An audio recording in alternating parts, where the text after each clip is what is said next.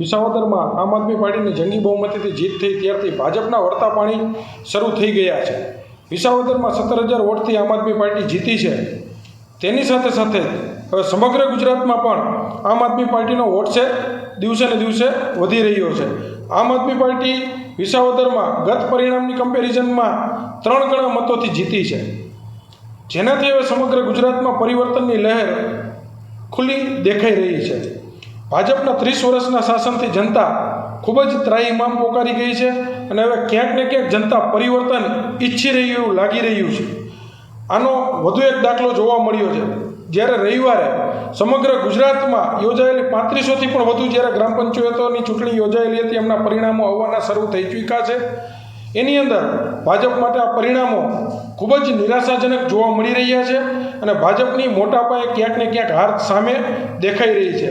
રવિવારે યોજાયેલી ગ્રામ પંચાયતની ચૂંટણીના પરિણામોમાં ભાજપના અનેક નેતાઓ અને તેમના પુત્રો તથા સમર્થકોની ગુજરાતમાં હાર જોવા મળી રહી છે। પંચાયતની ચૂંટણીઓમાં ભાજપના મંત્રીઓના પુત્રો હાર્યા છે અને પંચાયતના નેતાઓ પોતાના વોર્ડમાં પણ જીતી નથી શક્યા। ધારાસભ્યો પણ હવે પોતાની સાંખ બચાવવામાં ક્યાંક ને ક્યાંક અસમર્થ હોય એવું લાગી રહ્યું છે। રાજ્ય કક્ષાના મંત્રી જે ભીખુસિંહ પરમારના પુત્ર કિરણભાઈ, એ પણ મોડાસા તાલુકાની જીતપુર ગ્રામ પંચાયતમાં 623 મતેથી હાર્યા છે, કે જે એક સમયમાં રાજ્ય કક્ષાના મંત્રી ભીખુસિંહ રહી ચૂકેલા છે।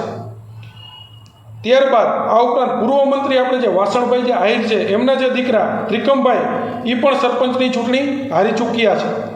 આ સિવાય ભાજપના વિસનગરના નેતા અને ગુજકો સોમાલ અને એપીએમસી જેવી સહકારી સંસ્થાના ડિરેક્ટર પદે રહી ચૂકેલા અંકિત પટેલ પણ સરપંચની ચૂંટણી હાર્યા છે।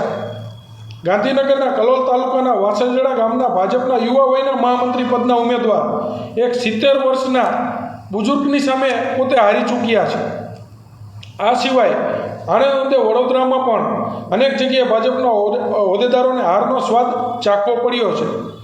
આમ આદમી પાર્ટીના રાષ્ટ્રીય સંયોજક અરવિંદ કેજરીવાલજી ગઈકાલે જ કહ્યું હતું કે ગોપાલ ઇટાલિયા વિધાનસભા ગજવશે અને ભાજપના નાકમાં દમ કરી દેશે, પરંતુ ગોપાલ ઇટાલિયા વિધાનસભા પહોંચે પહેલાં જ તેમની જીતના કારણે સમગ્ર ગુજરાતમાં ભાજપના વળતા પાણી શરૂ થઈ ચૂક્યા હોય એવું આ પંચાયતની ચૂંટણી ઉપરથી લાગી રહ્યું છે। અરવિંદ કેજરીવાલજીએ જણાવ્યું હતું કે હવે લોકો સાફ સુથરી અને ઈમાનદાર રાજનીતિ ઈચ્છી રહ્યા છે અને ગુંડા મવાલી લોકોથી જનતા હવે આઝાદી માગી રહી એવું લાગી રહ્યું છે। આ એક સ્પષ્ટ પુરાવો છે કે ગુજરાતની જનતા ભાજપના શાસનથી છુટકારો ઈચ્છે છે અને આમ આદમી પાર્ટીને લાવીને પરિવર્તન લાવવા માગી રહ્યું એવું ગુજરાતની અંદર લાગી રહ્યું છે। આગામી સમયમાં જ્યારે જિલ્લા પંચાયત અને તાલુકા પંચાયતની ચૂંટણીઓ આવી રહી હોય ત્યારે ભાજપે તેમાં સ્પષ્ટપણે હારી શકે એવા એંધાણ દેખાઈ રહ્યા છે અને આમ આદમી પાર્ટીનો પરચમ આખા ગુજરાતની અંદર લહેરાઈ શકે એવી શક્યતાઓ વધુને વધુ દૃઢ બનતી જતી એવું લાગી રહ્યું છે। આ થકી મોરબી જિલ્લાની વાત કરીએ તો મોરબી જિલ્લાની અંદર છેલ્લા 2 થી 3 દિવસના સમયની અંદર યુવાનો, જાગૃત નાગરિકો, શિક્ષિત યુવાનો અને વેપારી વર્ગ બહુમતીથી આમ આદમી પાર્ટીના સક્રિય સભ્યો, સક્રિય મેમ્બર બની રહ્યા છે। આ જોતાં પણ એવું લાગી રહ્યું છે કે મોરબી જિલ્લો પણ હવે પરિવર્તનના માર્ગ ઉપર આગળ વધી રહ્યો છે અને 30 વર્ષના જ્યાં કસુષિત કહી શકાય એવા શાસનથી કંટાળી અને આમ આદમી પાર્ટીના શિક્ષિત શાસન તરફ આગળ વધી રહ્યું એવું લાગી રહ્યું છે।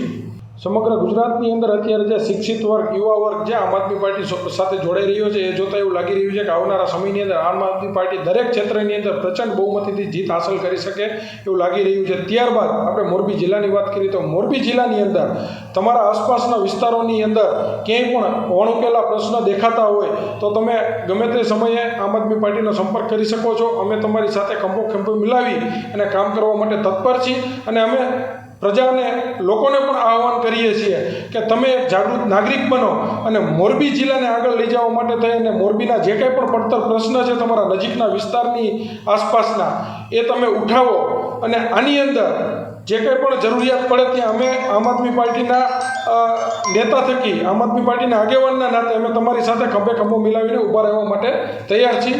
આટલું કહીને વિરમીજી, જય હિન્દ, જય ભારત।